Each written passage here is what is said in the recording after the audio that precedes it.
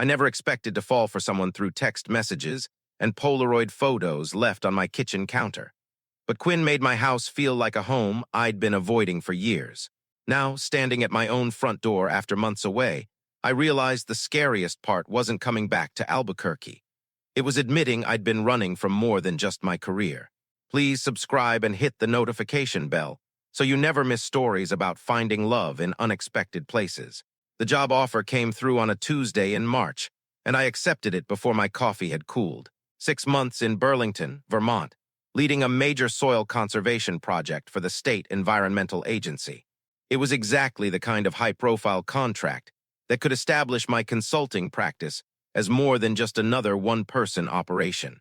I'm Brennan Walsh, and I'd spent the previous 3 years building a reputation as someone who could tackle the complicated environmental assessments that most consultants avoided.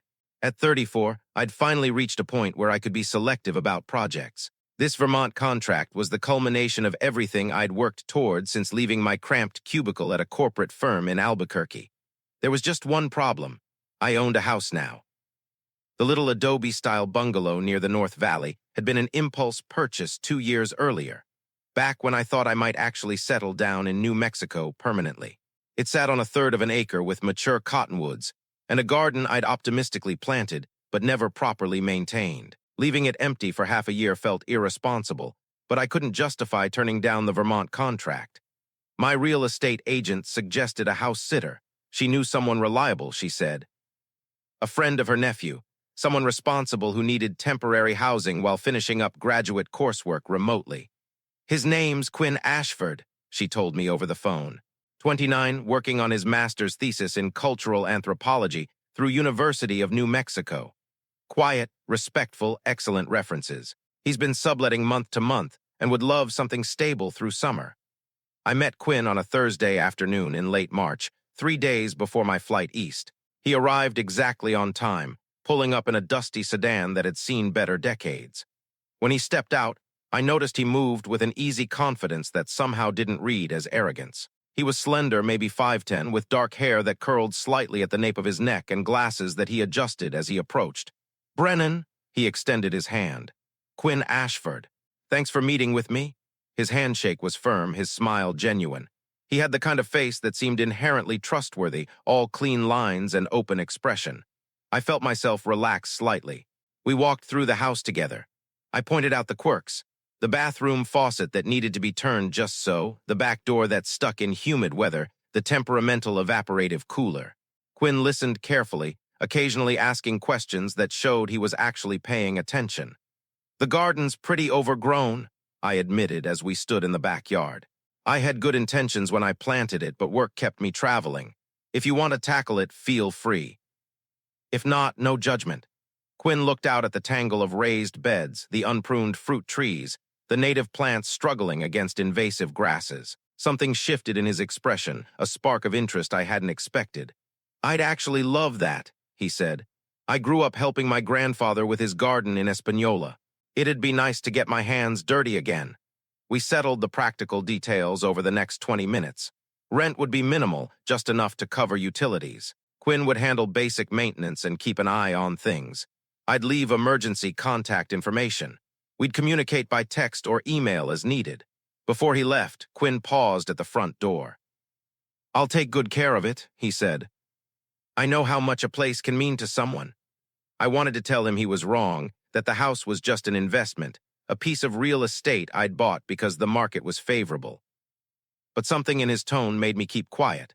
The next 3 days blurred together in a frenzy of packing, work calls, and last-minute arrangements.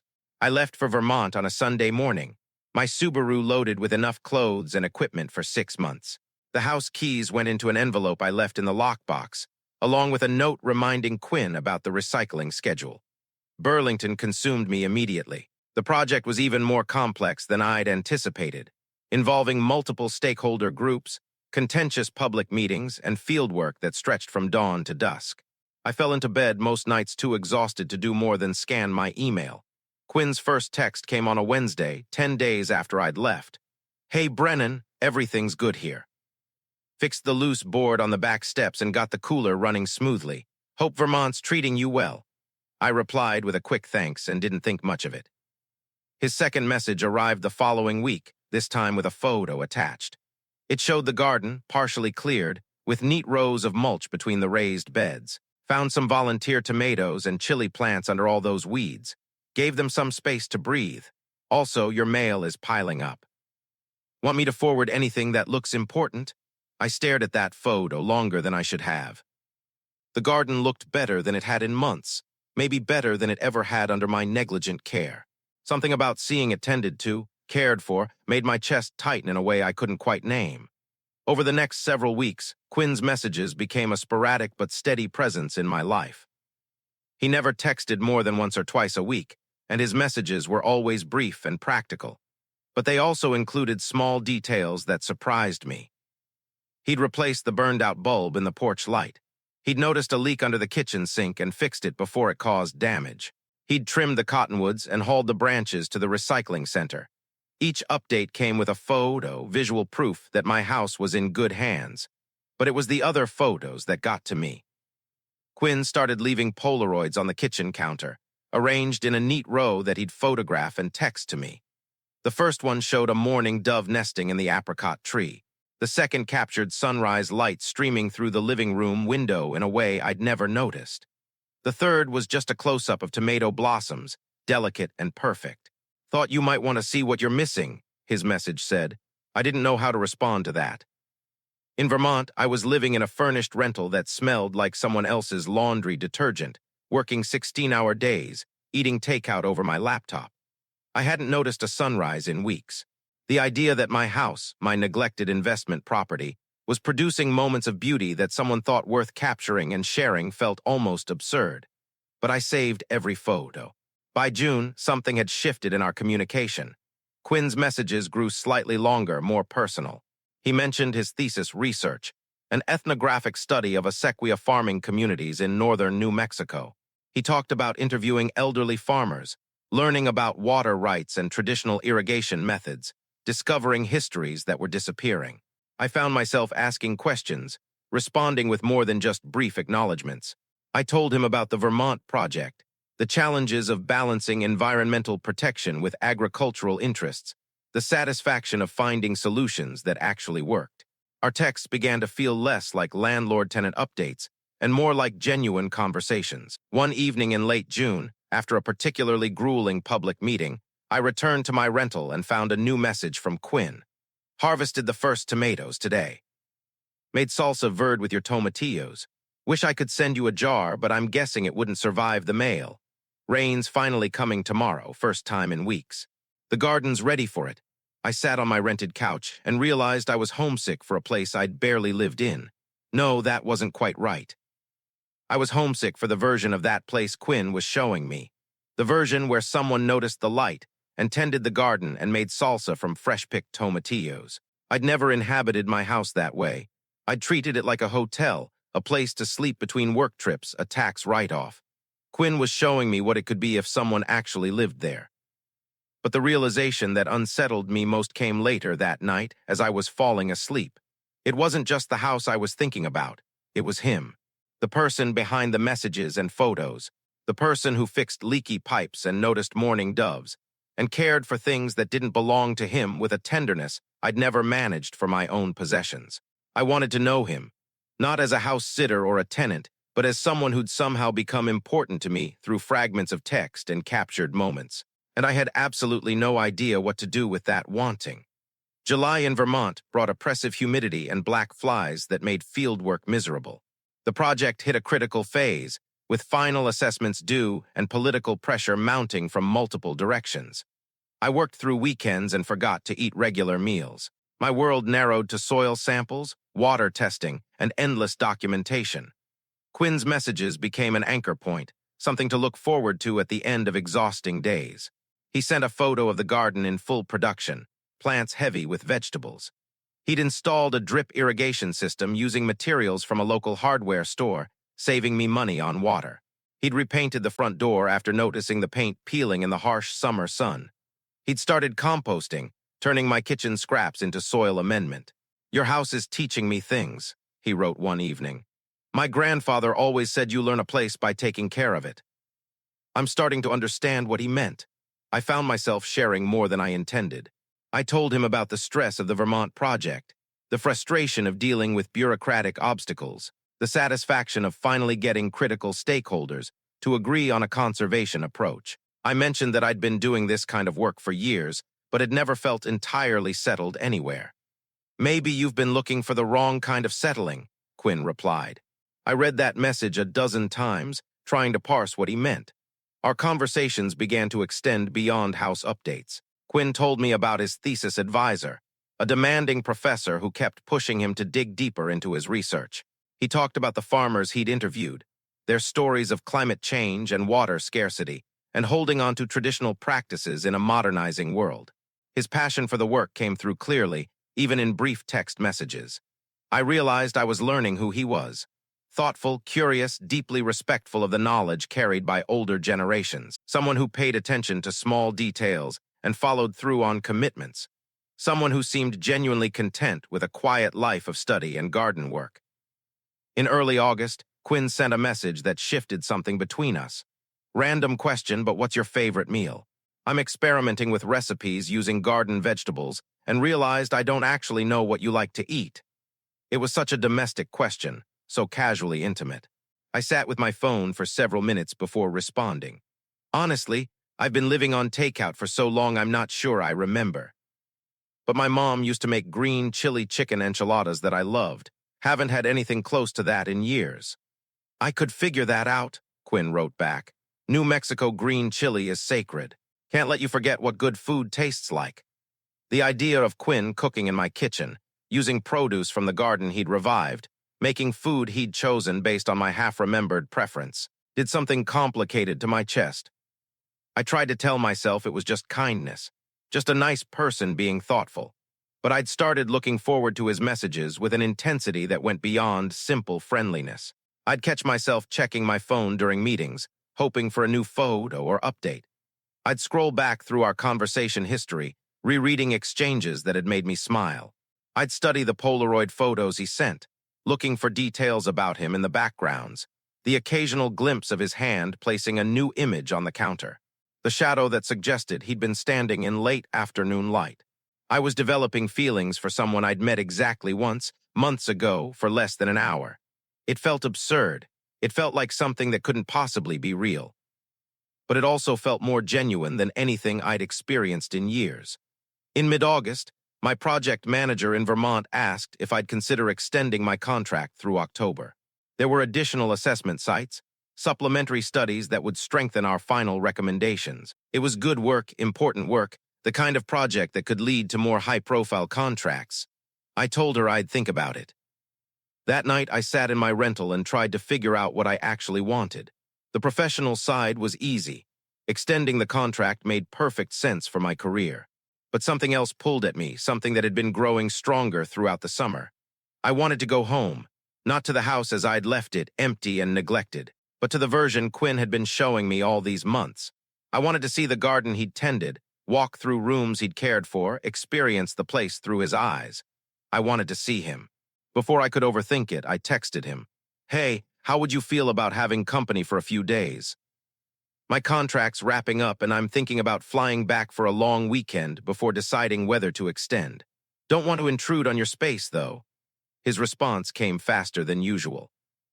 It's your house, Brennan, you're not intruding. But yeah, I'd like that. I'd like to actually talk to you in person instead of through a screen.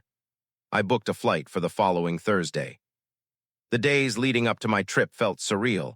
I caught myself being nervous, which was ridiculous. This was my house. Quinn was my tenant. There was no reason to feel anxious about a perfectly normal visit to my own property. Except nothing about this felt normal. I landed in Albuquerque on a Thursday afternoon in late August. The sky that particular shade of blue that only exists in New Mexico. I'd forgotten how the light felt here, how the air smelled of piñon and dust and distant rain. Quinn had offered to pick me up from the airport, but I'd rented a car, needing the buffer of time to collect myself. I drove north through familiar streets that somehow looked different after 5 months away, trying to calm the flutter in my chest. When I pulled up to my house, I barely recognized it. The yard was immaculate, garden thriving, the path to the front door lined with stones that hadn't been there before. The newly painted door gleamed in afternoon light. Wind chimes I'd never purchased hung from the portal, creating soft music in the breeze. Quinn must have heard the car because he appeared in the doorway before I'd even turned off the engine. He looked different than I remembered. More relaxed, maybe. He wore a faded t-shirt and jeans, both dusted with garden soil, and his hair was slightly longer. But it was his smile that stopped me, warm and genuine and maybe a little nervous. "Welcome home," he said. I got out of the car and stood there like an idiot, suddenly unable to remember how normal human interaction worked. Quinn saved me by gesturing toward the garden. "Want to see what we've been working on?" That "we" did something to me. As if I'd been part of this, as if my absence hadn't meant abandonment. We walked through the garden together, Quinn pointing out different plants, explaining what had thrived and what had struggled, showing me the irrigation system he'd installed. His enthusiasm was infectious, his knowledge impressive. He touched the plants gently as he talked, the same tenderness I'd sensed in his messages. "Your apricot tree produced like crazy this year," he said. "I made jam, hope that's okay, couldn't let the fruit go to waste." "You made jam?" "Well, yeah, my grandmother taught me." Seemed appropriate. Standing there in the garden I'd neglected, watching Quinn talk about fruit trees and canning and the particular needs of chili plants, I felt something click into place. This person had taken care of my house, yes, but he'd done more than that. He'd brought it to life. He'd turned it into exactly the kind of home I'd always claimed I wanted, but never managed to create. And the way he was looking at me now, slightly uncertain but hopeful, suggested maybe I wasn't alone in feeling like the summer had shifted something between us. "Thank you," I said quietly. "For all of this, it's more than I ever expected." Quinn shrugged, but he was smiling. "I told you I'd take care of it. I keep my promises." We went inside and the transformation continued. The house was clean but lived in, comfortable in a way it never had been when I'd rattled around in it alone. Books were stacked on the coffee table, research materials for Quinn's thesis. A laptop sat open on the dining table, surrounded by note cards. The kitchen smelled like green chili and fresh bread. "I made dinner," Quinn said. "Hope you're hungry." "Those enchiladas you mentioned seemed like a good welcome-home meal." I stared at him. "You made green chili chicken enchiladas." I texted my mom for her recipe. She was very specific about the proper chili-to-cheese ratio. He paused. "Is that weird? I can order pizza instead if this is too much." "No," I said quickly. "No, it's perfect." I just wasn't expecting it. We ate dinner at my table, the food better than I remembered from childhood, and talked with the ease we developed over text but richer in person. Quinn told me about his thesis progress, the challenges of capturing oral histories, the urgency of documenting knowledge before it disappeared. I talked about Vermont, the project's successes and frustrations, the satisfaction of work that might actually make a difference. But underneath the conversation was something else, a current of awareness I couldn't ignore. The way Quinn's eyes caught mine and held, the way his smile lingered, the way I noticed small things about him. The exact shade of brown in his eyes behind those glasses, the gesture he made when explaining something complicated, the warmth in his voice when he talked about things he loved. After dinner, we moved to the living room. Quinn brought out a box of the Polaroids he'd been taking all summer, hundreds of images documenting the changing seasons, the garden's progression, the small moments of beauty he'd noticed. "I thought you might want the actual photos," he said, "not just the digital versions." I went through them slowly, seeing my house through his eyes. Every image revealed care and attention, a way of noticing I'd never managed. In the margins of some photos, he'd written small notes. "First tomato, hummingbird at salvia, sunset through kitchen window, July 3rd. I looked up and found Quinn watching me with an expression I couldn't quite read. "Why did you do all this?" I asked. "The garden, the repairs, all of it, it's way more than we agreed to." Quinn was quiet for a moment. "At first, it was just something to do while I worked on my thesis. But then it became more than that. Taking care of this place felt important. It felt like you'd built something good and then left it behind, and I wanted to show you what it could be if you stayed." "Why would that matter to you?" He held my gaze. "Because over the summer I started hoping you might come back, not just for a visit, actually come back." The room felt very quiet. "Quinn," I started, not sure what I was going to say. "I know it's probably just in my head," he continued. "I know we barely know each other in person and I'm just the guy house-sitting. But those messages, those conversations, they meant something to me. You meant something to me." My heart was racing. "They meant something to me too." You have no idea how much I looked forward to hearing from you. How those photos and messages were the best part of most days. Then why are you going back to Vermont? The question hung between us. Because it's the smart career move, I said slowly. Because I've spent years building toward contracts like this. Because I'm not sure I know how to stop moving long enough to figure out what I actually want. Quinn leaned forward. What if you already know? I didn't sleep well that night. I lay in my own bed in my own house and stared at the ceiling while my mind spun. Quinn was down the hall in the guest room, and the knowledge of his presence felt both comforting and terrifying. Everything he'd said was true. The summer had changed things. Our messages had built something real, something I'd been unwilling to name because naming it meant confronting what I'd been avoiding for years. I'd spent my entire adult life in motion. New cities, new projects, new challenges.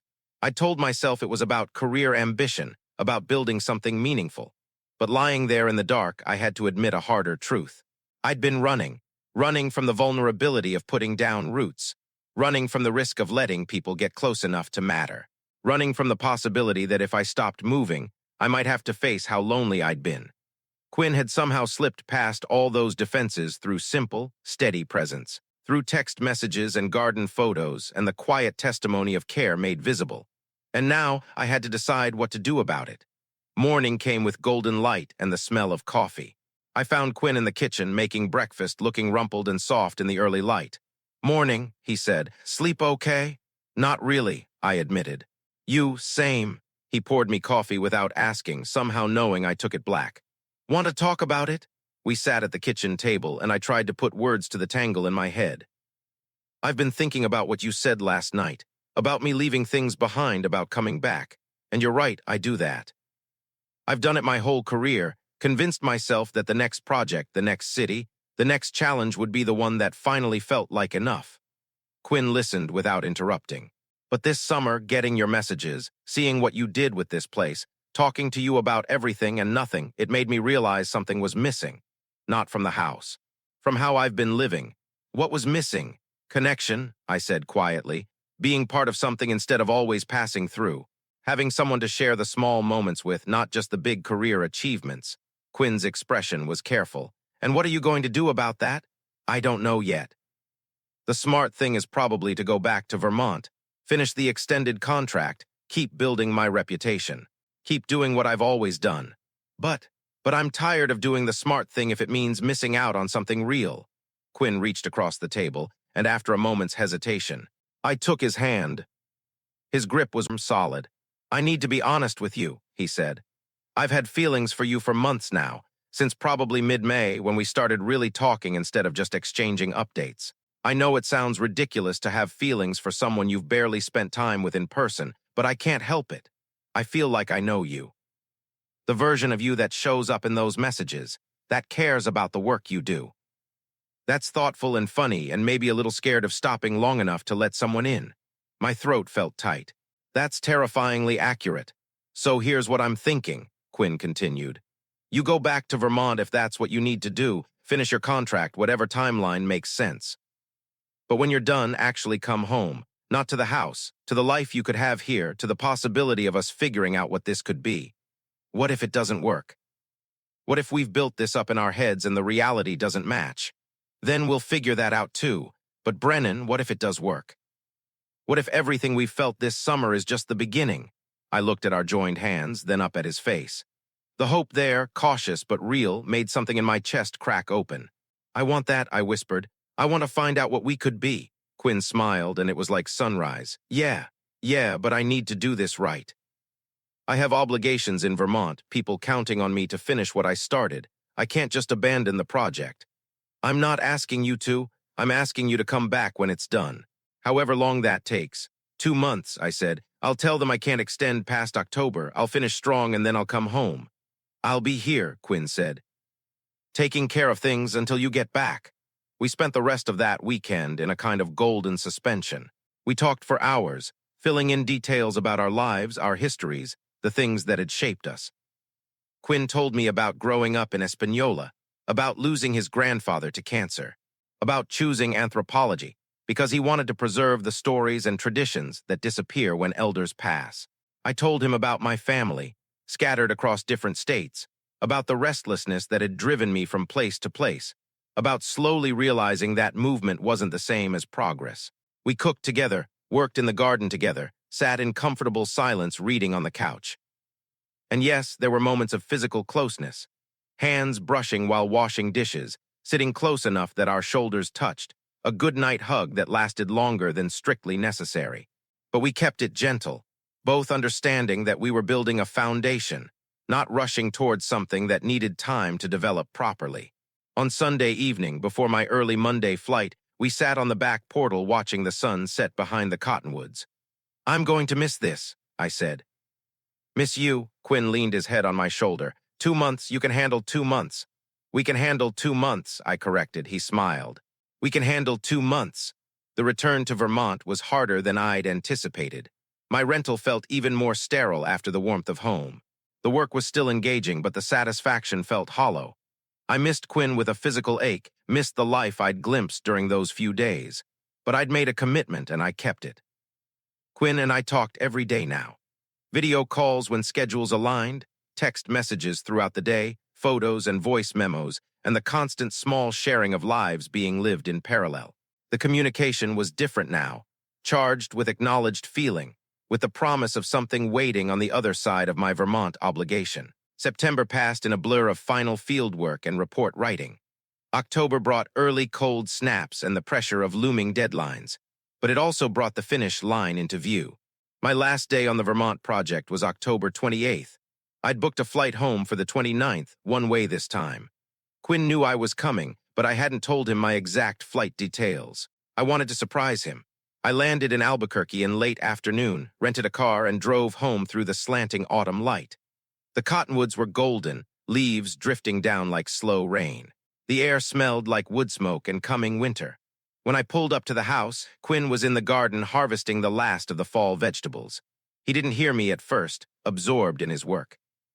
I took a moment just to watch him, this person who'd changed everything, who'd shown me what home could mean.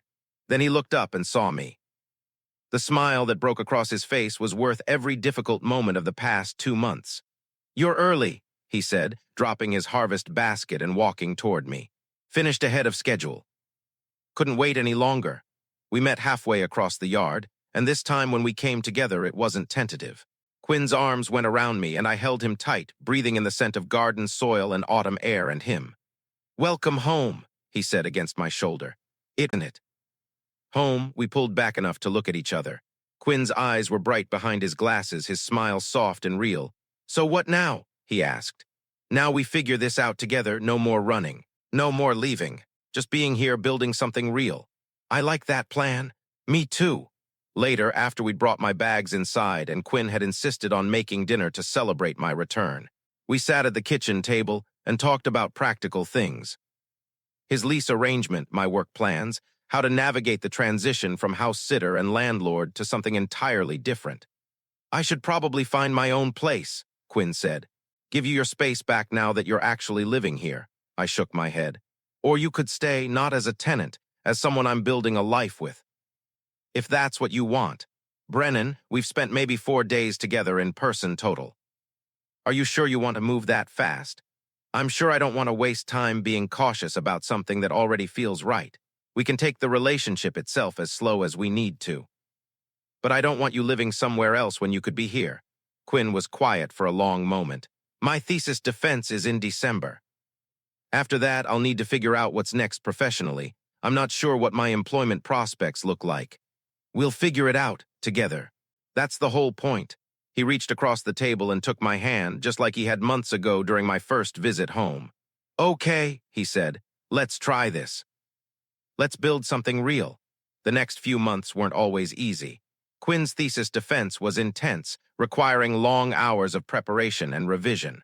I had to rebuild my local professional network and figure out how to pursue consulting contracts while actually staying in one place. We had awkward moments, small conflicts, the inevitable friction of learning to share space with another person. But we also had morning coffee on the portal, watching the sun rise over the Sandias. We had garden planning sessions for the coming spring. We had quiet evenings reading side by side on the couch. We had conversations that lasted deep into the night, about everything and nothing, building intimacy from accumulated small moments. Quinn passed his thesis defense in mid-December with high honors. His committee encouraged him to pursue publication, and one of his professors mentioned a grant-funded position opening up in the anthropology department for someone specializing in traditional ecological knowledge. I landed a contract with a regional conservation nonprofit, work that would keep me based in New Mexico while still challenging me professionally. On Christmas Eve, we hosted dinner for Quinn's mother and my scattered family members who could make it to Albuquerque. The house filled with laughter and cooking smells, and the warmth of people we loved. Watching Quinn move easily through the rooms, making everyone feel welcome, I felt a contentment I'd never experienced before. This was what I'd been running from all those years. Not the commitment itself, but the vulnerability of letting it matter. The risk of choosing to stay, to build, to let someone else's presence become essential. Later that night, after everyone had left and we were cleaning up together, Quinn found me standing in the kitchen looking at the row of Polaroids he'd arranged on the counter months ago. The ones that had started everything. "What are you thinking?" he asked, wrapping his arms around me from behind. I leaned back into his embrace. "I'm thinking about how you saw what this place could be before I did. How you made it home before I was brave enough to live in it. You made it home just by coming back, by choosing to stay." I turned in his arms to face him. "Best decision I ever made." Quinn smiled and kissed me, soft and sweet and full of promise. "We're just getting started." He was right, we were just getting started. But standing there in the kitchen of the house I'd almost abandoned, held by the person I'd found through text messages and Polaroid photos, and the simple testimony of care made visible, I knew we were building something lasting. I'd spent years in motion, always moving toward the next thing. But Quinn had taught me that sometimes the bravest thing you can do is stop running. Sometimes coming home is the greatest adventure of all.